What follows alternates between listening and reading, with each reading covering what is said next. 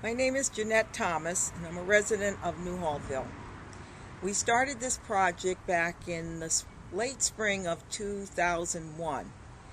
And at that time, there was an article in the New Haven Register looking for residents that lived in a neighborhood where there was a lot of blight and that there may have been vacant lots. And there was a number to call the city, which I did.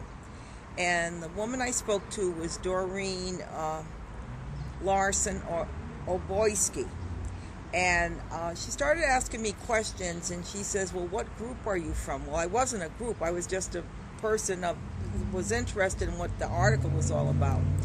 So she told me she was going to mail me some information in a few days. She asked me several questions, and she kept saying, well, could you get some people that would work with you in the neighborhood? So I said, I never thought of that. I said, I'll try to see what I can do.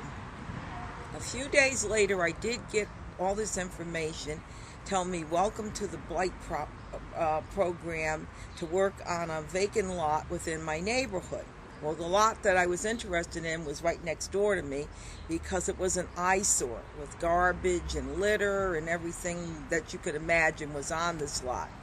So I went a couple of doors from me, and I got two neighbors who own the house, and I told them what had happened, and they said, oh, you want to work on that? We'd love it. So they were on board.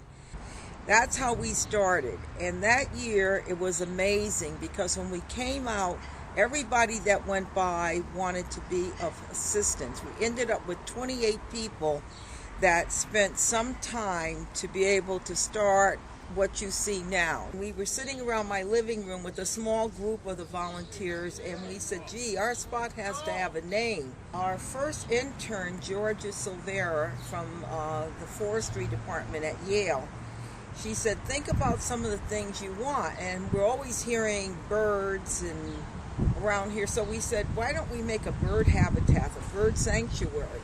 So we said, what will we call it? So Georgia suggested that we call it the Ivy Narrow Bird Sanctuary. So we had to figure out what we would do to be able to qualify through the state to get certified as a bird sanctuary. And the requirements were you had to have some water, which you can see there, and you had to have berry trees, you had to have lots of trees for sanctuary for birds. And Peter Pacone from the state of Connecticut came down after we felt we met the minimum requirements.